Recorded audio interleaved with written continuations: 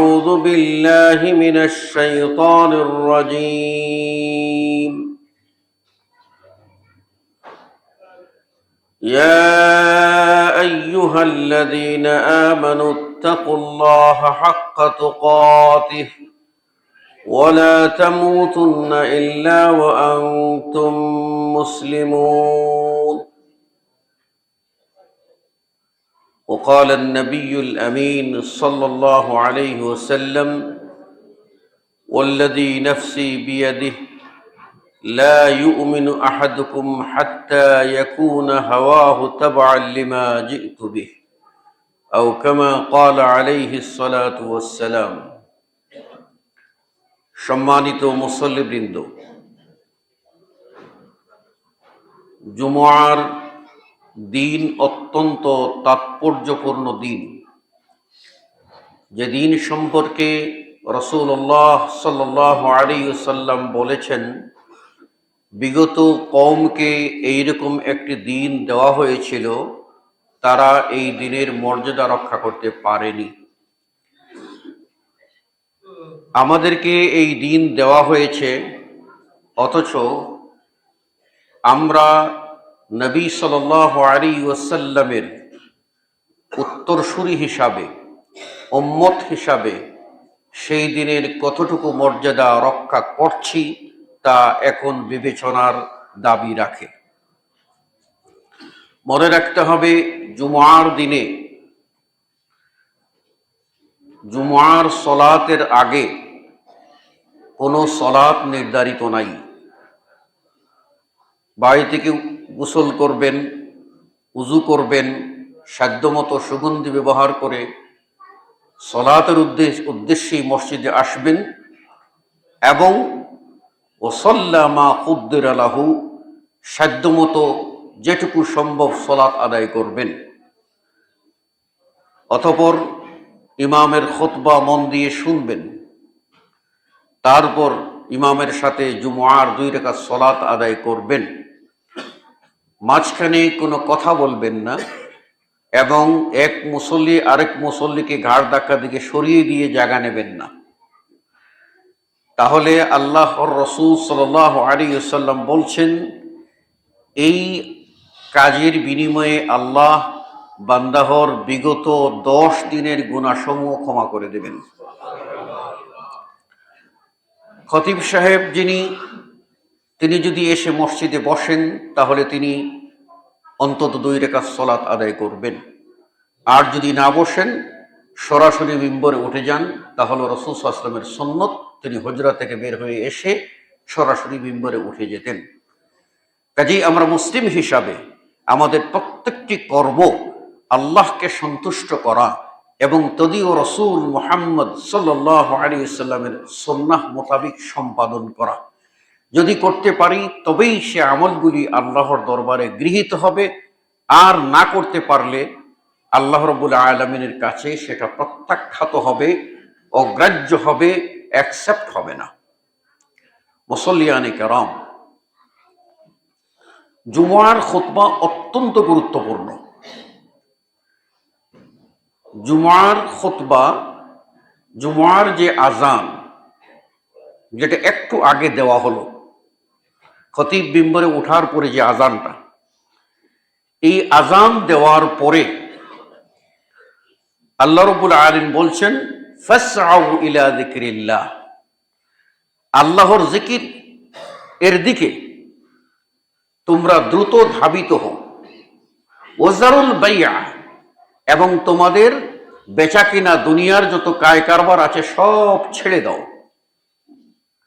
এই জন্য এমর্মে উলামায়ে কেরাম একমত হয়েছেন যে এই আজানের পরে কোনো ফকিরও যদি ভিক্ষা চায়, তাকেও ভিক্ষা দেওয়া জায়েজ নয়। অবশ্যই খুতবা মনোযোগ দিয়ে শুনতে হবে।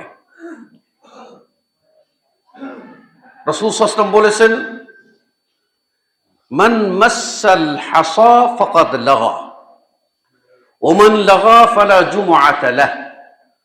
যে ব্যক্তি খুতবা চলাকালীন সময়ে একটি কঙ্কর এদিক সেদিক করলো, সে অহেতুক কাজ করলো, বাজে কাজ করলো, আর এর বিনিময় হলো কি, ফালা জুমআত লাহু, তার জুমার যে ফজিলত, সে ফজিলত থেকে বঞ্চিত হবে। 2 রাকাত জুমার সালাত আদায় করে দায় মুক্তি, এটা আলাদা জিনিস। কিন্তু যে জুমা আপনাকে বিগত 1 সপ্তাহের গুনাহ থেকে বিধৌত করে পূত পবিত্র করার জন্য এসেছিল, যে জুমা এসেছিল আপনার 1 সপ্তাহে যত দরখাস্ত আল্লাহর দরবারে পেশ করবেন, সেই দরখাস্ত কবুলের মুখ্যম সময় হিসাবে এসেছিল, যে জুমা এসেছিল আপনাকে বিগত 1 সপ্তাহ এর ভিতরে কোনো দুষ্টুটি ঘটে গেলে সেগুলি শুধরানোর এবং আগামী 1 সপ্তাহের জন্য উপদেশ গ্রহণের, এগুলি থেকে যদি আমি বঞ্চিত হই, তাহলে কেবলমাত্র রসম রেওয়াজ পালনের মধ্য দিয়ে একজন নামদারি মুসলিম হতে পারে, আদর্শ খাঁটি স্বচ্ছ মুসলিম হতে পারে না। মনে রাখবেন, রাসূলুল্লাহ সাল্লাল্লাহু আলাইহি ওয়াসাল্লাম খুতবা দিচ্ছিলেন, খুতবার মধ্যেই তিনি কোরআনুল কারীম থেকে একখানা আয়াতে কারীমা তেলাওয়াত করলেন। তখন পাশে বসা ছিলেন হুযায়ফা রাদিয়াল্লাহু তাআলা আনহু, তার পাশে ছিলেন উবাই। হুযায়ফা আয়াতটি কোন প্রেক্ষিতে নাজিল হয়েছে তা স্মরণ করতে পারছিলেন না, অথবা তার জানা ছিল না। তো খুতবার মধ্যে রাসূল সাল্লাল্লাহু আলাইহি ওয়াসাল্লাম আয়াত তেলাওয়াত করা মাত্রই হুযায়ফা উবাইকে জিজ্ঞেস করলেন, হে উবাই, ফিমা নাযালাত হাযিহিল আয়া, এই আয়াতে কারীমা কোন প্রেক্ষিতে নাজিল হয়েছে? ফাআবা আন ইউকাল্লিমানি, হুযায়ফা বলছেন, উবাই আমার কথার কোনো জবাব দিলেন না। আমি আবার তাকে জিজ্ঞেস করলাম, এই আয়াতে কারীমা যা এক্ষুনি রাসূল সাল্লাল্লাহু আলাইহি ওয়াসাল্লাম তেলাওয়াত করেছেন, সে আয়াত কোন প্রেক্ষিতে নাজিল হয়েছে? ফাআবা আন ইউকাল্লিমানি, উবাই দ্বিতীয়বারও আমার কথা প্রত্যাখ্যান করলেন, কোনো জবাব দিলেন না। আমি আবার জিজ্ঞেস করলাম, হে উবাই, এই আয়াত কারীমা কোন প্রেক্ষিতে নাজিল হয়েছে আপনি বলুন। ফাআবা আন ইউকাল্লিমানি, তিনি আমার সাথে তৃতীয়বারেও কোনো সাড়া দিলেন না, জবাব দিলেন না। ফালাম্মা নাযালা রাসূলুল্লাহ সাল্লাল্লাহু আলাইহি ওয়াসাল্লাম মিনাল মিম্বার, আল্লাহর নবী সাল্লাল্লাহু আলাইহি ওয়াসাল্লাম খুতবা শেষ করে যখন মিম্বর থেকে নামলেন, তখন ওই যে 3 বারের প্রশ্নের জবাব দেওয়ার সময় হয়েছে, তখন তিনি বলছেন, মা লাকা মিন জুমআতিকা ইল্লা মা লাগাউত। উবাই ইবনে কাব জবাব দিচ্ছেন, হে হুযায়ফা, তোমার আজকের জুমার কোনো সওয়াব নাই, জুমার কোনো বেনিফিট নাই, জুমার কোনো লাভ নাই, তুমি কিচ্ছুই পাবে না। ইল্লা মা লাগাউত, কেবলমাত্র তাই তোমার আমলনামায় ঝুটবে যা তুমি অবান্তর, অহেতুক, অযৌক্তিক কাজ করেছো, সেটুকুই তোমার আমলনামায় ঝুটবে। এই থ্রেড খেয়ে হুযায়ফা রাদিয়াল্লাহু আনহু হতচকিত হয়ে গেলেন। আমি তো অন্যায় কিছু করিনি, আমি এখানে দুনিয়ার গল্প করিনি, আমি এখানে মোবাইল চালাইনি, আমি এখানে বসে পাশের মুসল্লির সাথে কথা বলিনি, আমি এখানে অন্য কিছু করিনি, দুনিয়াবি কাজ করিনি।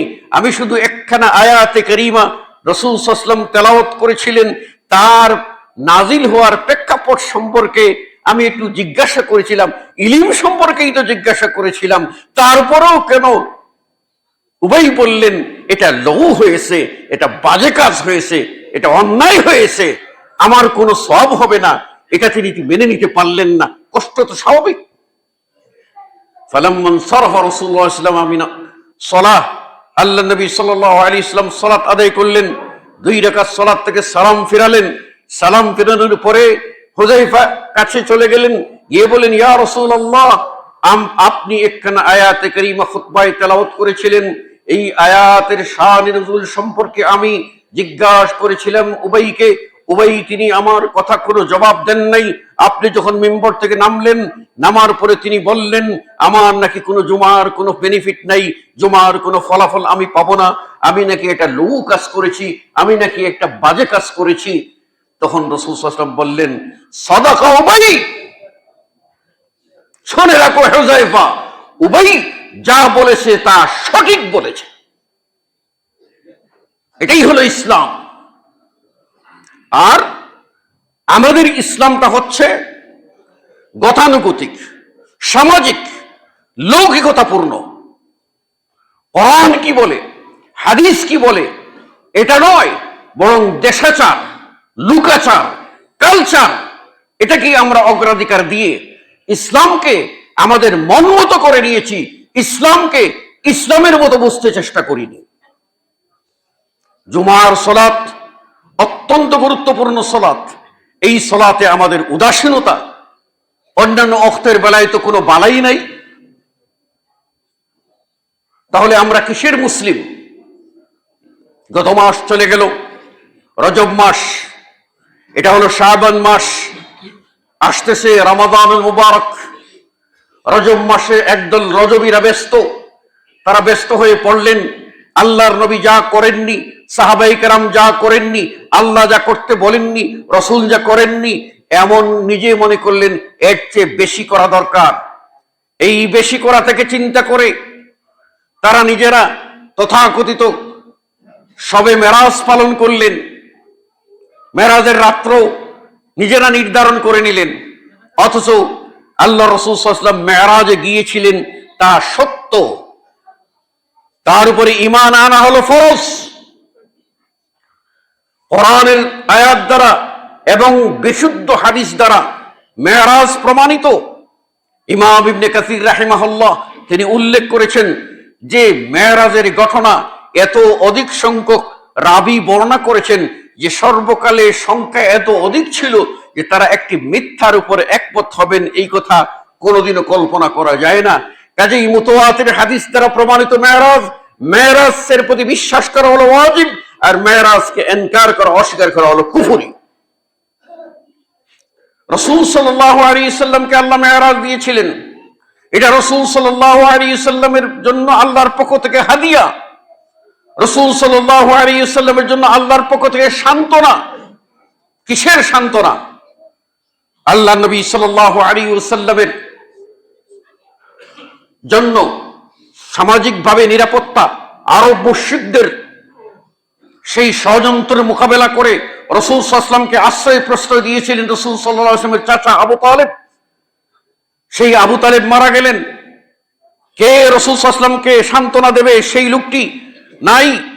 ঘরে এসে শান্তি পেতেন খাদিজা রাদিয়াল্লাহু তাআলা আনহার কাছে, সেই শান্তিটুকু চলে গেল। আল্লাহ নবী সাল্লাল্লাহু আলাইহি ওয়াসাল্লাম তখন দিশেহারা হয়ে চিন্তা করলেন কি করব। তিনি তখন চলে গেলেন তায়েফে, মক্কা শহর থেকে বাহিরে চলে গেলেন। সেখানে গিয়ে তিনি কিছু মানুষকে দাওয়াত দিলেন, সেখানের মানুষরা দাওয়াত প্রত্যাখ্যান করলো, এমনকি তার পিছনে কিছু ছেলে পেলে লাগিয়ে দিয়ে, লেলিয়ে দিয়ে ওদের দ্বারা রাসূল সাল্লাল্লাহু আলাইহি ওয়াসাল্লামকে তারা রক্তাক্ত করলো। ফিরে আসলেন মক্কায়। আল্লাহ নবী সাল্লাল্লাহু আলাইহি ওয়াসাল্লামের মনে অনেক কষ্ট। এই কষ্ট, এই পথে সুখ নেই। দিনের দাওয়াতের পথে কষ্ট। এই কষ্ট শুধু আজকের মানুষেরা করছে না, করছেন নবী মুহাম্মদ সাল্লাল্লাহু আলাইহি ওয়াসাল্লাম, করেছেন তার সাহাবায়ে কেরাম। তার আগে যত নবী ও রাসূল গিয়েছিলেন তারা সকলেই এই কষ্ট স্বীকার করে গিয়েছেন। সেজন্য আল্লাহ নবী সাল্লাল্লাহু আলাইহি ওয়াসাল্লামকে আল্লাহ সফর করিয়ে দিলেন বাইতুল্লাহ থেকে মসজিদুল আকসা পর্যন্ত।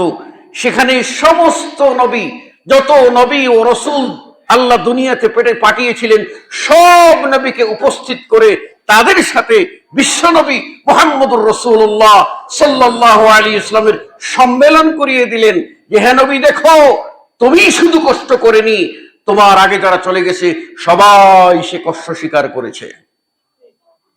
প্রশান্তি পেলেন। তারপর আল্লাহ রাব্বুল আলামিন আরো অলৌকিক ঘটনা দেখাবার জন্য মেরাজ ঘটালেন। সেখানে গিয়ে তিনি আল্লাহর সাথে কথোপকথন হলো। আল্লাহ রাব্বুল আলামিন 5 ওয়াক্ত সালাত, 50 ওয়াক্ত সালাত দিয়েছিলেন। কমিয়ে 5 ওয়াক্ত সালাত নিয়ে রাসূল যখন রওনা দিচ্ছেন, তখন আল্লাহর পক্ষ থেকে ঘোষণা আসছে, নাদি মুনাদিম মিনাস সামা। আল্লাহর পক্ষ থেকে ঘোষণা আসছে, ইন্নাহু লা ইউবাদদিলুল কাওল লাদাই। হে মুহাম্মদ, আমার কাছে, আমি আল্লাহর কাছে কথার পরিবর্তন হয় না। তোমার উম্মতের জন্য যে আমি 50 ওয়াক্ত সালাত দিয়েছিলাম, তোমার উম্মতের জন্য যে আমি 50 ওয়াক্ত সালাত ফরজ করেছিলাম, কমিয়ে কমিয়ে তা 5 ওয়াক্ত করেছি। শুনে রেখো, তোমার উম্মতেরা যদি এই 5 ওয়াক্ত সালাত আদায় করে, তাহলে আমার কাছে 50 ওয়াক্তের সমান নেকি থাকবে। আল্লাহ নবী সাল্লাল্লাহু আলাইহি ওয়াসাল্লাম মেরাজ থেকে হাদিয়া নিয়ে এসেছেন। এই হাদিয়া গ্রহণ না করে আমরা চিন্তা করি যে মেরাজ কেন্দ্রিক নিজের রাত্রে আলাদা কিছু এক্সট্রা অর্ডিনারি কিছু ইবাদত বানিয়ে নিলাম। কেউ সারা রাত জেগে ইবাদত করছি, সালাতুর রাগায়েব, কেউ বলি সালাতে আলফিয়া, কেউ বলেছি মেরাজের নামাজ, শবে মেরাজের নামাজ। এই নামে যে আমরা চালু করে দিলাম, যার ভিত্তি কোন হাদিস দ্বারা প্রমাণিত, অথচ আমরা এটা জানি যে রাসূল সাল্লাল্লাহু আলাইহি ওয়াসাল্লাম মেরাজ করেছেন, কিন্তু কোন সালে করেছেন, কোন মাসে করেছেন, কোন তারিখে করেছেন, এটা কিন্তু হাদিস দ্বারা নির্ধারিত নয়। কেননা এই ফাংশনটি উম্মতের জন্য না, এটি হচ্ছে নবীর বিশেষত্ব, নবীর জন্য মুজিজা। নবীকে আল্লাহ নিয়েছেন, নবীর মাধ্যমে যা দিয়েছেন বান্দারা তাই গ্রহণ করবে। নবী গিয়েছিলেন সেটা বিশ্বাস করবে, এখানে অন্য কিছু নাই। এজন্য অধিকাংশদের মতে হলো যে হিজরতের আগে রাসূল সাল্লাল্লাহু আলাইহি ওয়াসাল্লাম মেরাজ করেছিলেন, হিজরতের আগে। এটা 10ম হিজরি না দশম বৎসর নবুয়তের না 9ম বৎসর। কাউ কেউ বলছেন যে যেই বৎসর রাসূল সাল্লাল্লাহু আলাইহি ওয়াসাল্লাম প্রথম নবী হয়েছিলেন সেই বৎসরে তিনি মেরাজ করেছেন। তাহলে বৎসরটা নিয়েও ইখতিলাফ আছে, মাস নিয়ে ইখতিলাফ আছে, এবং তারিখের কোনো তো বালাই নেই। তাহলে আমরা নিজেরা কিছু ব্যক্তিদের উদ্ধৃতি ও কথাকে সামনে এনে 27 রজবকে কেন্দ্র করে আমরা সব এই রজবের সালাতে ব্যস্ত হয়ে পড়লাম, আর দিনের বেলা আমরা রোজা রাখলাম। এটা হাদিস দ্বারা সাব্যস্ত নয়। যদি হাদিস দ্বারা কোনো ইবাদত সাব্যস্ত না হয়ে থাকে, আর সে যদি কোনো মানুষ বানিয়ে করে, তাহলে এটা হলো মুহদাস, এটাই হলো নতুন আবিষ্কৃত। ও কুল্লু মুহদাসাতিন বিদআহ, আর প্রত্যেক নতুন আবিষ্কৃত এগুলি হলো বেদাত। ও কুল্লু বিদআতিন যালালা, প্রত্যেক বেদাতের হলো গুমরাহি। আর আরেক riwayat আছে ও সাবিলুহা ইলান নার, তার পথ হলো জাহান্নাম। আল্লাহ নবী সাল্লাল্লাহু আলাইহি ওয়াসাল্লাম বলেন যে মান আমিলা আমালান লাইসা আলাইহি আমরুনা ফাহুয়া রাদ্দুন, কেউ যদি এমন আমল করে যে আমলটা আমার শরীয়তে নাই, আমি যে শরীয়ত দিয়ে গেছি ওর ভিতরে নাই, ফাহুয়া রাদ্দুন, সেই আমল প্রত্যাখ্যাত, সেই আমল নিক্ষেপ্ত, সেই আমল আল্লাহর দরবারে গ্রহণ করা হবে না, বরং মারদুদ, উড়িয়ে দেওয়া হবে। তাহলে একদল এই রজব মাসে এই বেদাত নিয়ে ব্যস্ত, আর শাবান মাস আসলো, তারা এই শাবানের গুরুত্ব দেয় না।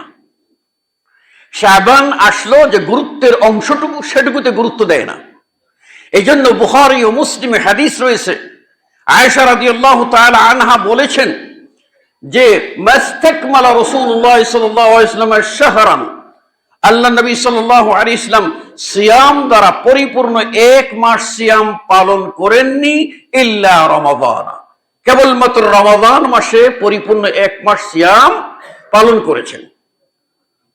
এরপরে বলছেন যে ওয়ালা আকসারু সিয়ামান, আল্লাহ নবী সাল্লাল্লাহু আলাইহি ওয়াসাল্লাম শাবান মাস ছাড়া অধিক নফল সিয়াম রাখেননি। তাহলে রজব কেন্দ্রিক মানুষের ব্যস্ততা বেদাত নিয়ে এই দিকে এসে শাবান শুরু হলো, শাবানের দিকে কোনো তাকানো নাই, শাবানের দিকে কোনো গুরুত্ব নাই। অথচ রাসূল সাল্লাল্লাহু আলাইহি ওয়াসাল্লাম বলছেন মান সামা ইয়াওমান ফি সাবিলিল্লাহ, যে ব্যক্তি আল্লাহর ওয়াস্তে, আল্লাহকে সন্তুষ্ট করার জন্য একটি সিয়াম পালন করবে, বা'দাল্লাহু বিহি ওয়াজহু আনিন নারি 70 খরিফা, একটা সিয়াম, একটা রোজার বিনিময়ে আল্লাহ রাব্বুল আলামিন বান্দার চেহারা থেকে জাহান্নামকে 70 বছর দূরে, পথের দূরে নিক্ষেপ করে দিবেন, সরিয়ে দিবেন। এই সিয়াম এমন গুরুত্বপূর্ণ একটি ইবাদত। আর আল্লাহ রাসূল সাল্লাল্লাহু আলাইহি ওয়াসাল্লাম বলেন, আল্লাহ বলেছেন যে আমার বান্দা আমার কাছে ফরজ দ্বারা যতখানি আগাবে, নফল দ্বারা তার চেয়ে বেশি আগাবে। নফল সালাত, ফরজ তো আপনি বাধ্যতামূলক, ম্যান্ডেটরি, এই দায়িত্ব সবাই পালন করতে পারে। যে ঐচ্ছিক, স্বেচ্ছায় ইমাম সাহেব 5 ওয়াক্ত সালাতে মসজিদে থাকবেনই, এটা তার ম্যান্ডেটরি। কিন্তু আমার কোনো এইরকম দায়বদ্ধতা নাই, ইমানি দায়বদ্ধতা আছে। ইমানি দায়বদ্ধতা থেকে আমি কি মসজিদে এসেছি, আমি কি সালাত আদায় করেছি, এটাই হলো আসল। মুয়াজ্জিন আযান দেবে, এটা তার ম্যান্ডেটরি। কিন্তু আমি কি একদিন এই চিন্তা করেছি যে আমি বিনা পরিশ্রমে একটু আযান দেব? কেননা কিয়ামতের মাঠে যে আযান দেবে, আতওয়ালুন নাস ইয়াউমাল কিয়ামা উনুকান, কিয়ামতের মাঠে সবচেয়ে লম্বা গর্দান হবে, উঁচু মাথা হবে ওই ব্যক্তির যে আযান দিত। সেটা কি আমি প্রতিযোগিতার চেষ্টা করেছি? আল্লাহ নবী সাল্লাল্লাহু আলাইহি ওয়াসাল্লাম বলেছেন, লাউ ইয়ালামুন নাস মা ফিস সাফিল আউয়ালি ওয়ান নিদা, মানুষেরা যদি জানতো আযান দেওয়ার ভিতরে কি নেকি আছে এবং প্রথম কাতারে সালাত আদায় করার ভিতরে কি ফজিলত আছে, তাহলে মানুষেরা আযান দেওয়ার জন্য একটা ওয়াক্তের জন্য একজন মুয়াজ্জিন দরকার, কিন্তু হতো একাধিক মানুষ প্রতিযোগিতায় নেমে যেত। একাধিক মানুষ প্রতিযোগিতায় নেমে যেত, কার আগে কে আযান দেবে, এবং প্রথম কাতারে জায়গার জন্য প্রতিযোগিতা করত। পরে মানুষ যখন একটা জায়গা খালি, হয়তো 10 জন 20 জন প্রার্থী, আল্লাহ নবী সাল্লাল্লাহু আলাইহি ওয়াসাল্লাম বলেন তখন মানুষেরা প্রয়োজনে লটারি করে যার নাম উঠে সে জায়গা নিত। এত গুরুত্বপূর্ণ হলো প্রথম রাকাতে সালাত আদায় করা আর আযান দেওয়া। আমাদের তো আযান হচ্ছে, এই মসজিদে আযান হচ্ছে, সেখানে আযান যখন হচ্ছে তখন আমরা কথা বলতেছি, আমরা কেউ মোবাইল টিপতেছি, কেউ হিসাব কষতাছি, কেউ বা পজিশন নেওয়ার চেষ্টা করতেছি, কেউ বা এখন ওযু করতেছি, কেউ বা এখনো ওয়াশরুমে আছি, কেউ বা এখনো বাড়ি থেকে বের হয় নাই, কেউ বা এখনো বাজারে আছি। এই তো আমাদের সংস্কৃতি, এটাই হয়ে গেছে আমাদের অভ্যাস। অথচ রাসূল সাল্লাল্লাহু আলাইহি ওয়াসাল্লাম বলছেন, একজন মুয়াজ্জিন আযান দেবে, আযান দেওয়ার পরে যদি আযানের জবাব একজন মানুষ দেয়, আযানের জবাব দেয়, আর জবাব দেওয়ার পরে যদি সে কালিমে শাহাদাত পাঠ করে, আযান দেওয়ার পরে আল্লাহ নবীর প্রতি সালাত আদায় করে, আর সালাত আদায় করে এবং আযানের দোয়াটা পাঠ করে,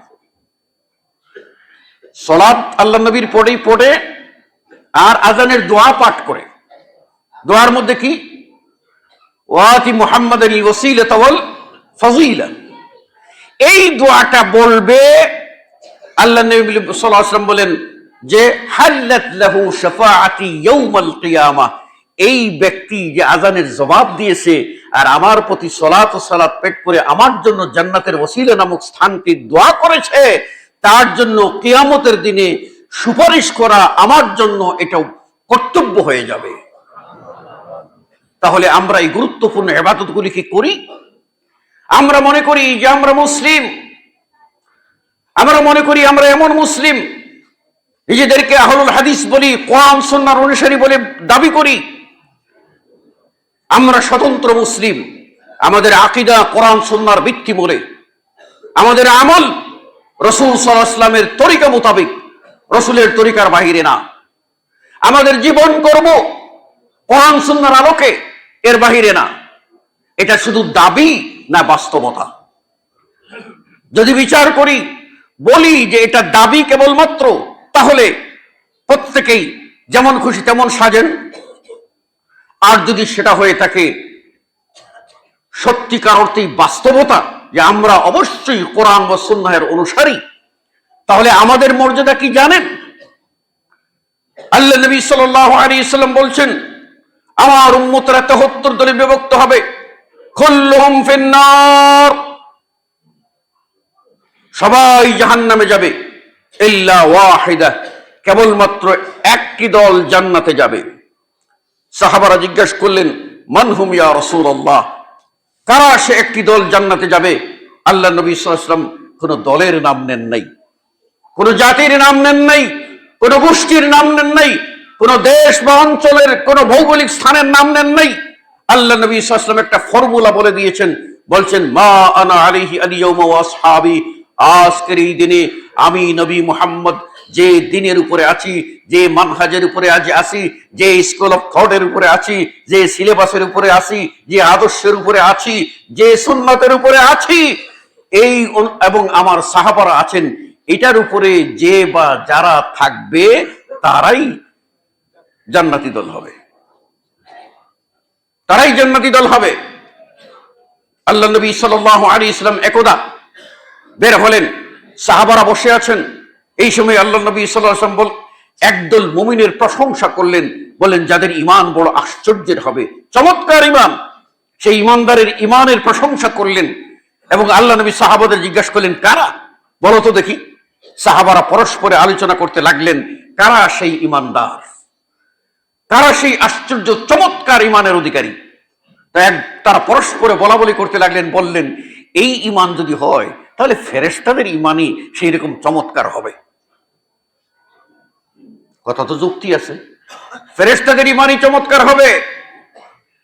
তখন আল্লাহ নবী সাল্লাল্লাহু আলাইহি ওয়াসাল্লাম বললেন, আরে ফেরেশতাদের ঈমান চমৎকার হওয়ার কি আছে, তারা তো আল্লাহর কাছেই, সেখানে আসমানে আছে, তাদের ঈমান এত চমৎকার হওয়ার কি আছে? তাহলে কারা হতে পারে? তারা পরস্পরে বললেন, তাহলে নবী ও রাসূলগণের ঈমানটা সবচেয়ে আশ্চর্যের হবে। তখন আল্লাহ নবী সাল্লাল্লাহু আলাইহি ওয়াসাল্লাম বলেন, আরে নবী ও রাসূলদের ঈমান আশ্চর্য হওয়ার কি আছে? ওয়াল ওয়াহয়ু ইউনজিলু ইলাইহিম, আল্লাহর পক্ষ থেকে ওহী তো তাদের প্রতি নাজিল হয়, কাজেই তারা ওহীর বাণী অনুযায়ী জীবন তো চালাবেনি। তাহলে কারা? আল্লাহ নবী সাল্লাল্লাহু আলাইহি ওয়াসাল্লাম বললেন, শোনো, এরা হলো আমার উম্মতের ওই লোক, ওই সমস্ত লোক যারা আমাকে পায় নাই, আমার যুগকে পায় নাই, অথচ আমার বাণীগুলি কাগজের পাতায় লিখা পাবে, অতঃপর সেইগুলির প্রতি ঈমান এনে সেই আদর্শে যারা তাদের জীবন গঠন করবে, সেই মানুষগুলির ঈমান সবচেয়ে বেশি আশ্চর্যের, সবচেয়ে বেশি চমৎকার, সবচেয়ে বেশি প্রশংসা। আল্লাহ নবী সাল্লাল্লাহু আলাইহি ওয়াসাল্লাম বলে দিয়েছেন যে বাদা আল ইসলাম গরীবান সায়াউদু কামা বাদা ফাতুবা লিল গুরাবা, ইসলাম মানুষ চিনত না, নবী একাই মুসলিম, তার সাথে কোনো মুসলিম ছিলেন না। তার সাথে প্রথম মুসলিম হলেন খাদিজা, তারপরে মুসলিম হলেন আলী যুবকদের মধ্যে, তারপরে মুসলিম হলেন আবু বকর রাদিয়াল্লাহু তাআলা আনহু। তিনি একা, তাহলে কেউ ইসলাম চিনত না। সেই অবস্থায় রাসূল সাল্লাল্লাহু আলাইহি ওয়াসাল্লাম ইসলামের দাওয়াত শুরু করলেন। আল্লাহ নবী বলেন, এমন একদিন আসবে মানুষেরা ইসলাম বলতে বলতে বলতে ছাড়তে ছাড়তে ইসলামের আর কিছুই থাকবে না, ইল্লা ইসমুহু, কেবলমাত্র ইসলামের নাম থাকবে, কিচ্ছু থাকবে না। এমন অবস্থায় আসবে, ওই আগের অপরিচিত অবস্থায় ফিরে যাবে। তখন রাসূল সাল্লাল্লাহু আলাইহি ওয়াসাল্লাম বললেন, ফাতুবা লিল গুরাবা, ওই সময় যারা অপরিচিত ব্যক্তি, গরিব, এখানে গরিব দ্বারা ফকির মিসকিন না, এখানে যারা ওই মানুষ, যারা ওই কয়েকজন মানুষ, যখন মানুষ ইসলাম ভুলে গেছে, দিন ভুলে গেছে, সুন্নতকে বিগড়ে ফেলেছে, সুন্নত মতো চলে না, এই সময়ে যে সমস্ত লোকেরা আল্লাহর দ্বীনকে শক্ত হাতে ধরে রাখবে, এই গুটি কয়েকজন মানুষই হবে আল্লাহর কাছে পছন্দের এই গরিব মানুষ। আপনি আমি মনে করি অনেক বড়, আমরা, আমাদের গোষ্ঠী বড়, আমাদের সমাজ বড়, আমাদের অর্থ বড়, আমাদের টাকা বড়, আমাদের নাম দাম বড়, বাপদাদার গোষ্ঠী অনেক বড়, অনেক কিছুই তো আমাদের ভিতরে ঢুকে, কিন্তু আল্লাহর কাছে বড় হওয়ার জন্য চিন্তা করেছেন। আল্লাহ নবী সাল্লাল্লাহু আলাইহি সাল্লাম বলেন, আল্লাহ ওই বান্দার প্রতি খুশিতে হাসেন। আপনার আমার প্রতি আল্লাহ খুশিতে কোনোদিন হেসেছেন? এমন কাজ করেছি?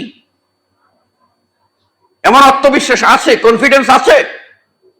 আমরা তো দুদুল্যমানতায় ভুগি। মনে রাখবেন, আল্লাহ নবী সাল্লাল্লাহু আলাইহি ওয়াসাল্লাম বলেন, আল্লাহ ওই বান্দার প্রতি হাসেন যে পাহাড়ের চূড়ায় জায়গা নাই, নিরাপত্তার অভাব, খাদ্যের সংকট, এমন বিভীষিকাময় অবস্থায় যে পাহাড়ের চূড়ায় চলে গেছে কয়েকটি ছাগল নিয়ে। ছাগলগুলি পালে আর দুধ দোহে আর খায়, বাঁচে জীবন। কেউ নাই, একাই সেই মানুষটা। ডানে কেউ নাই, বামে কেউ নাই, কোনো সমাজ গোষ্ঠী নাই। ওই লোকটা যখন সলাতের ওয়াক্ত হয়, ওই সময় সে একাই আজান দে, একাই ইকামত দে, একাই সে সলাত আদায় করে।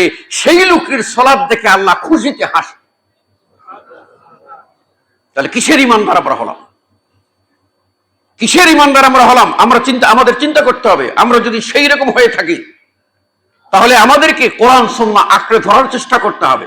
কোরআন সুন্নাহর বাইরে চলে যাব, আমাদের বাঁচার অধিকার থাকে না। কিসের আমরা মুসলিম?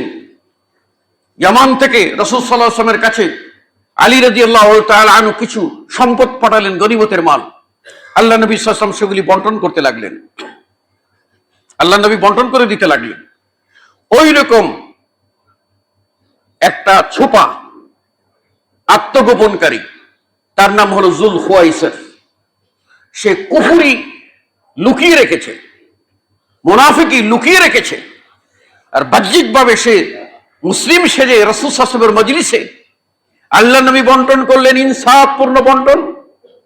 আর সে আল্লাহ নবী সাল্লাল্লাহু আলাইহি ওয়াসাল্লামকে থ্রেট দিচ্ছে, ধমক দিচ্ছে, বলছে, ইত্তাকিল্লাহ ইয়া মুহাম্মদ, এই মুহাম্মদ, ইনসাফ হচ্ছে না, বেইনসাফি করতেছো, আল্লাহকে ডরো, সাবধান হয়ে যাও। রাসূলকে ধমক দিচ্ছে। রাসূল সাল্লাল্লাহু আলাইহি ওয়াসাল্লাম এই ধমক শুনে এই সময়ে রাসূল সাল্লাল্লাহু আলাইহি ওয়াসাল্লাম বললেন, শুনে রাখো, আনা আতকাকুম বিল্লাহ, তোমাদের মধ্যে সবচেয়ে বেশি আল্লাহকে ভয় যদি করি, তাহলে সেই একমাত্র ব্যক্তি হলাম আমি সর্বাধিক আল্লাহকে ভয় করি। এই কথা বললেন। পাশে ছিলেন খালিদ বিন ওয়ালিদ, যার উপাধি হলো সাইফুল্লাহ। মুতার যুদ্ধে যিনি তিনজন সেনাপতি বিদায় হয়ে গেলেন, এরপরে আর কে সেনাপতি হবে? কেউ নাই। এই সময়ে কে যেন যা সাইফুম মিন সুয়ুফিল্লাহ, আল্লাহর একজন তরবারি এগিয়ে আসলেন এবং তিনি তরবারি নিলেন, তরবারি নিয়ে যুদ্ধ করতে লাগলেন। আর কাফিরের ভিতর ভেদ করে সামনে দুর্বার গতিতে এগিয়ে চলে লাগলেন। এক সময় যুদ্ধ করতে করতে তরবারি ভেঙে গেল। টান দিয়ে আরেকজন সাহাবীর কাছ থেকে আরেকটি তরবারি নিলেন, যুদ্ধ করতে লাগলেন। এই তরবারি ভেঙে গেল, আরেকটি তরবারি টান দিয়ে আরেকজন থেকে নিলেন। তিনি তরবারি নিলেন আর ভাঙতে শুরু করে, মানে কাফিরের ভেদ করে তিনি এগিয়ে গেলেন। বর্ণনায় এসেছে তার 9টি তরবারি সেদিন ভেঙেছিল। সেই খালিদ বিন ওয়ালিদকে আল্লাহ নবী সাল্লাল্লাহু আলাইহি ওয়াসাল্লাম মদিনায় দাঁড়িয়ে বলছিলেন যে এটা হলো সাইফুল্লাহ, সেই সাইফুল্লাহ আল্লাহর তরবারি। সে খালিদ বিন ওয়ালিদ পাশ থেকে দাঁড়িয়ে রক্ত গরম হয়ে গেছে। একজন ব্যক্তি রাসূলকে থ্রেট দিচ্ছে, ধমক দিচ্ছে, ইমানদার কি মেনে নিতে পারে?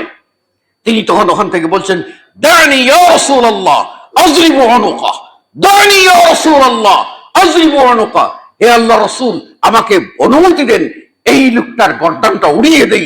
আপনার সামনে বসার সেই সাহস তার আছে যে আপনাকে থ্রেট দিচ্ছে?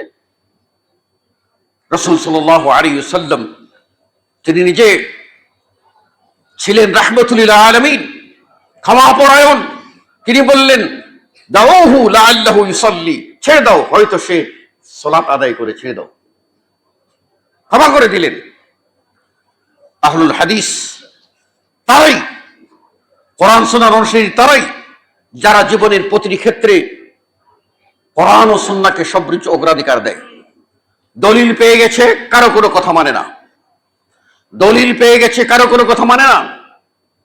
দলিল ছাড়া তাদের ভিতরে দ্বন্দ্ব দেখা দেয়। রাসূল সাল্লাল্লাহু আলাইহি ওয়াসাল্লাম মারা গেলেন, মারা যাওয়ার পরেই দ্বন্দ্ব দেখা দিল রাসূল সাল্লাল্লাহু আলাইহি ওয়াসাল্লামকে কোথায় দাফন করা হবে।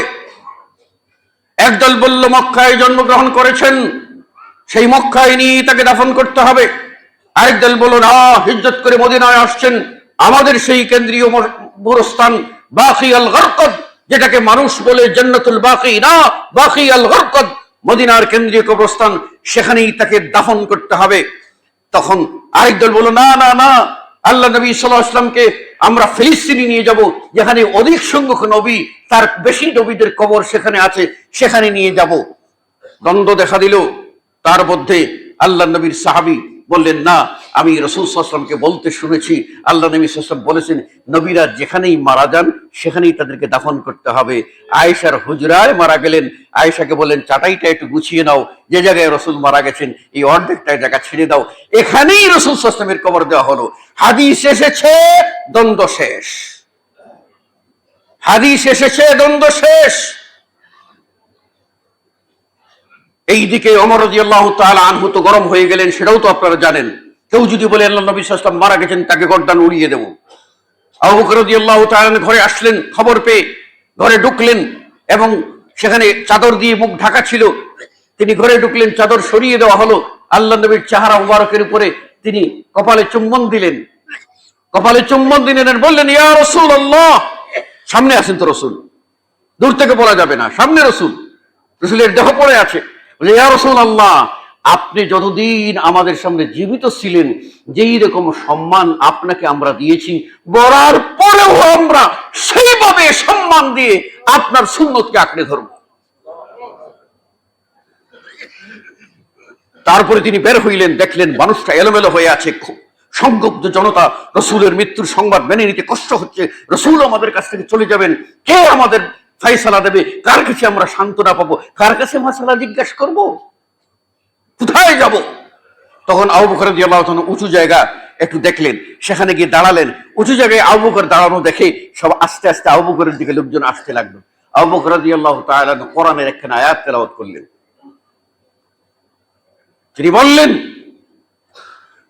প্রথম বক্তৃতা দিলে বললেন আইয়ুহান নাস, হে মানুষেরা শুনে রাখো, মান কানা ইয়াবুদু মুহাম্মাদান, কেউ যদি মুহাম্মদের গোলাম হো, মুহাম্মদের মাবুদ মানো আর তার গোলাম হো, তাহলে জেনে রাখো ফাইন্না মুহাম্মাদান কাদ মাত, মুহাম্মদ মৃত্যুবরণ করেছেন।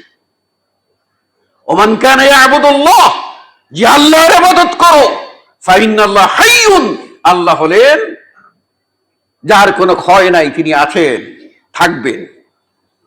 তারপরে বললেন, কোরআন আয়াত তেলাওয়াত করলেন, মা কানা মুহাম্মাদুন আবা আহাদিম মির রিজালিকুম ওয়ালাকির রাসূলুল্লাহ, তেলাওয়াত করলেন। এরপরে বই আয়াত তেলাওয়াত করলেন, আফা ইম্মা তাও কুতিলান কালাবতুম আলা আকাবিকুম, যদি তিনি মারা যান। সে আয়াতগুলি যখন তেলাওয়াত করলেন, ওমর রাদিয়াল্লাহু আনহু হাত থেকে তরবারি পড়ে গেল, শান্ত হয়ে গিয়ে কোরআনের আয়াত শোনার মাত্র বললেন, এই আয়াত তো রাসূলের কাছ থেকে শুনেছি, কিন্তু এখন যখন শুনলাম মনে হলো যেন এই আয়াতটা এই মাত্র নাজিল হয়েছে, আমাদের সমস্যার সমাধান হয়ে গেল। কোরআন উপস্থিত, আপনার কোনো বক্তব্য নাই। হাদিস উপস্থিত, আপনার কোনো বক্তব্য নাই। কোরআন ও হাদিসকে সর্বোচ্চ অগ্রাধিকার দিয়ে মানতে হবে। কিন্তু আমরা মানি শয়তানকে, আমরা মানি নফসকে, আমরা মানি সামাজিক কালচারকে, আমরা মানি ইবলিসি কর্মকে। কোরআনের আয়াত যদি থাকে, হাদিস থাকে, তারপরও সেটাকে পাশ কেটে আমরা সামাজিকতাকে অগ্রাধিকার দিয়ে চলি। সমাজে চলছে, ছেলেরা নাচতেছে, খেলতেছে, জুয়া হচ্ছে, না সুদ হচ্ছে, না ঘুষ হচ্ছে, না জিনা হচ্ছে, না ব্যভিচার হচ্ছে, না ফরমানি হচ্ছে, কি হচ্ছে? এটা তো কিছুই না। আমরা তো সামাজিক মানুষ, সমাজে চলতে হবে, তাই না? এটা যদি হয়ে থাকে তাহলে এটা শুনে রাখুন, আল্লাহ নবী সাল্লাল্লাহু আলাইহি ওয়াসাল্লামের বাণী কি ছিল? তিনি দাওয়াতে দিয়েছেন, উতরুকু মা ইয়াকুলুন, উতরুকু মা ইয়াকুলু আবাউকুম, তোমাদের বাপ-দাদা যা বলেছেন তা ছেড়ে দাও, ফিরে এসো কিতাবুল্লাহ ও সুন্নত রাসূল সাল্লাল্লাহু আলাইহি ওয়াসাল্লামের দিকে। অতএব আমি আপনাদের সকলকে বলবো যে আমরা জুমার গুরুত্ব দেই, জুমার আদব রক্ষা করি এবং আমরা নিজেদের আত্মপরিচয় জানি যে আমরা মুসলিম। আর আমরা মুসলিমদের ভিতরে বিশেষত্বের অধিকারী, আমরা কোরআন সুন্নাহর অধিকারী। অতএব আমাদের ব্যক্তি ব্যষ্টি সামগ্রিক জীবনে কোরআন সুন্নাহকে সর্বোচ্চ অগ্রাধিকার দেওয়ার চেষ্টা করি। মনে রাখবেন, শেষ কথা বলে শেষ করছি, এই যে শবে বরাতের ছুটি আসবে, শবে বরাতের রাত আসবে, এর কোনো ভিত্তি তো নাই, সবাই আমরা জানি। কিন্তু এই শাবানের 1 থেকে 15 তারিখ পর্যন্ত নফল সিয়াম পালন করার সুযোগ রয়েছে। চাইলে আপনি 15 দিন লাগাতার নফল সিয়াম পালন করতে পারেন, না চাইলে মাঝে মাঝে ফাঁক দিয়ে 2-4টা সিয়াম পালন করুন। তারপরে মনে রাখবেন যে একটি হাদিস সাব্যস্ত হয়েছে যে রাসূল সাল্লাল্লাহু আলাইহি ওয়াসাল্লাম শাবানের 15তম রাত্রি, 14তম রাত্রি দিন অতিক্রম করার পরে যে রাত্রিটা আসে, এই রাত্রিতে অন্যান্য আম হাদিসের ভিত্তিতে একই কথা প্রমাণিত হয় যে আল্লাহ রাব্বুল আলামিন তিনি কি করেন, বান্দার দিকে নজর দেন, ইয়াত্তালিউ আলান নাস, মানুষের দিকে নজর দেন এবং মানুষকে ক্ষমা করেন, মানুষকে ক্ষমা করেন। ইল্লা মুশরিকুন ওয়া মুশাহিদ, কেবলমাত্র 2টা বদঅভ্যাস, 2টা খাসলত যার আছে সে ক্ষমা পাবে না। তার মধ্যে একটা হলো মুশরিক। শিরিক যে করবে ওই মুশরিক ক্ষমা পাবে না যতক্ষণ না শিরিক ছেড়ে তওবা করেছে। আর মুশাহিদ যে হিংসুক, ভাই ভাই আল্লাযী বাইনাহু ওয়া বাইনা আখি শাহনা, যে তার মাঝে আর তার ভাইয়ের মধ্যে হিংসা আছে, ওই হিংসা বাদ দিয়া ভাই ভাই যখন যতক্ষণ মতো না মিলবে ততক্ষণ পর্যন্ত আল্লাহ এদেরকে ক্ষমা করেন না। এবার এই জিনিসগুলি বুঝে শুনে আমরা যেন সত্যিকারে মুসলিম হওয়ার চেষ্টা করি। আল্লাহ রাব্বুল আলামিন আমাদের সকলকে তৌফিক দান করুন, আমিন। আকুলু কওলি হাযা আস্তাগফিরুল্লাহ লি ওয়া লাকুম ওয়া লিসাইরিল মুসলিমিন। বারাকাল্লাহু লানা ওয়া লাকুম ফিল কুরআনিল আযীম ওয়া নাফা'নি ওয়া ইয়্যাকুম বিল আয়াতি ওয়া যিকরিল হাকীম। ইন্নাহু তাআলা জাওয়াদুন কারীমুন মালিকুম রাউফুর রাহিম। ফাস্তাগফিরুহু মিন কুল্লি যামবিন ইন্নাহু হুয়াল গফুরুর রাহিম।